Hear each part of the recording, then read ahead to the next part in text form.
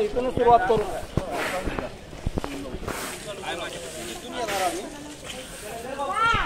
बंद करून सहकार्य करा, आम्हाला बंद करा, सहकार्य करा।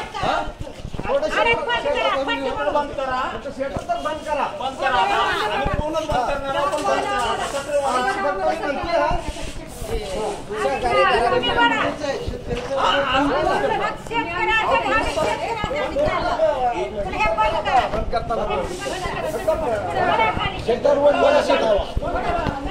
शेतकरी संघटनेचा क्रांतिकारी शेतकरी संघटनेचा गुप्कर साहेब तुम आगे बढ़ो, हम तुम्हारे साथ हैं। राजभोग कसले तुम आगे बढ़ो, हम तुम्हारे साथ हैं। शेतकरी एकजुटीचा, शेतकरी एकजुटीचा।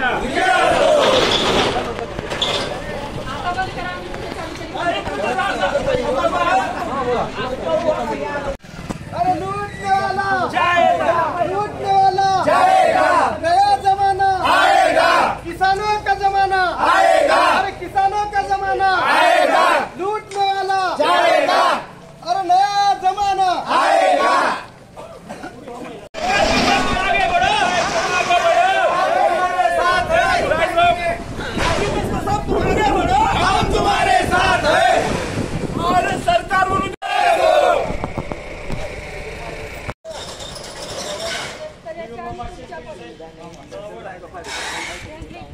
आज कशासाठी आहे काय? आज आम्ही औसा मार्केट यार्डातला सौदा बंद करून सरकारला इशारा देतो की आधारभूत किंमत सोयाबीनची 5328 असताना सोयाबीनला भाव मिळतो 4042. तसंच उडदाचा आधारभूत भाव 7800 असताना त्याला भाव मिळतो 5000 5500. दुसरी गोष्ट, मुगाचा 8600 भाव आधारभूत किंमत असताना 4000 5000 मूग विकावा लागतो। म्हणून ह्या कृषी उत्पन्न बाजार समितीमध्ये आज आम्ही बंद पुकारून आडत्याला बंद, व्यापाऱ्याला बंद ठेवा म्हणून विनंती केलेली आहे। आमचा आज सरकारला इशारा आहे, आज ही झाकी आहे औषधातून बाकी पूर्ण जिल्ह्यामध्ये, पूर्ण महाराष्ट्रामध्ये ही वणवा पेटणार आहे। कारण काय, शेतकऱ्याला आता शेती परवडण्याजोगी ह्या भावामुळे राहिली नाही। म्हणून या कृषी उत्पन्न बाजार समितीतून आज या औसा कृषी उत्पन्न बाजार समितीचं नेतृत्व करणारे अभिमान पवार साहेब कृषी मूल्य सोयाबीनच्या कमिटीवर आहेत। तसंच आपल्या मतदारसंघातले पाशा पटेल साहेब कृषी मूल्य आयोगाचे अध्यक्ष आहेत। त्यांना सुद्धा ही जी आजची घटना आहे, शेतकऱ्याची लूट आहे, ती कळाली पाहिजे आणि सरकारने याच्यावर मार्ग काढला पाहिजे। म्हणून आमची आज ही झाकी आहे, पूर्ण जिल्हाभर ही अशीच वाढणार आहे। बाकी भरपूर या शेतकरी आक्रोश करणार आहे। तर सरकारनं ताबडतोब ह्या गोष्टीची दखल घ्यावी, नाहीतर क्रांतिकारी शेतकरी संघटना ह्या सरकारला स्वस्त झोपू देणार नाही। काय सांगाल, आज आपण औसा मार्केट कमिटी बंद केलेली आहे, काय कारण आहे कमिटी बंद करण्यामागचं? आज क्रांतिकारी शेतकरी संघटनेच्या वतीनं महाराष्ट्रामध्ये जे हमी भावापेक्षा कमी भावानं जे शेतीमाल खरेदी केला जातोय, तर ते अतिशय विदारक अशा पद्धतीचं चित्र महाराष्ट्रात दिसतंय। आणि क्रांतिकारी शेतकरी संघटना ही नेहमीच शेतकऱ्याच्या प्रश्नावरती आक्रमकतेनं आंदोलन करते। सरकारला माझा इशारा आहे, शेतकऱ्याचा अंत पाहू नका। आणि आज जे उडीद आणि मुगाचा जे हमी भावापेक्षा साधारणपणे 2-2.5 हजाराचा जी फटका शेतकऱ्याला बसतोय, ती शेतकऱ्याचा किसा कापायचं काम बंद करा।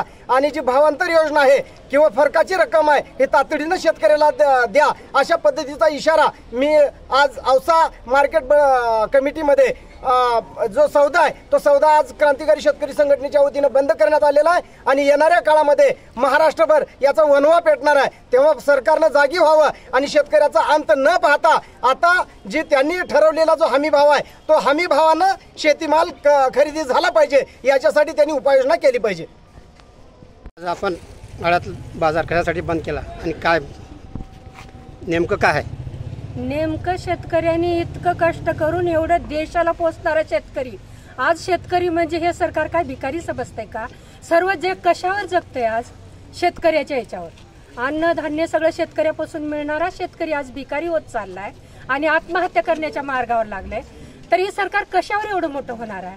मग शेतकऱ्याचा विचार नाही सरकारने केला तर आम्ही पुढे काय करणार हे सांगू शकणार नाही। बस एवढंच बोलायचं मला। आणि रविकांतची तुपकर ही यांच्यापेक्षा दुसरं कुणी शेतकऱ्यासाठी तळमळीने फिरत नाही, म्हणून आम्ही रविकांतची तुपकरच्या मागं राहणारच। आणि आता ही सुरुवात औषधातून झालेली आहे, पण पूर्ण महाराष्ट्रभर ही वनवा पेटवण्यासाठी आम्ही मागे पुढे करणार नाही. आज मोजके पदाधिकारी आलेले आहेत, पण खूप लोक घेऊन आम्ही भरपूर वनवा पेटवू शेतकऱ्यासाठी. बस एवढंच या सरकारला इशारा देणार आहे. काय कारण आहे मार्केट बंद करण्याचं? हमी भावापेक्षा कमी भाव मिळत आहे. एकतर निसर्गानं नुकसान केलेलं आहे, सोयाबीनचं तसंच झालेलं आहे आणि सध्या उडदावर आणि मुगावर रोगही पडलेला आहे. वरून शासन असं करते तर शेतकऱ्याला काय मिळणार आहे? देवेंद्र भाऊला आम्ही एवढं सांगणं आहे आमचं की त्यांच्या नावात देव आहे पण वर्तणूक देव नाही. देवेंद्र भाऊ फक्त नावालाच देव आहेत आणि शेतकऱ्याच्या नरड्यावर त्यांनी सुरी चालवायचं काम करत आहेत. देवेंद्र भाऊंना आम्ही एवढंच सांगू इच्छितो की जे हमी भाव देतात ते शेतकऱ्याला भाव द्या.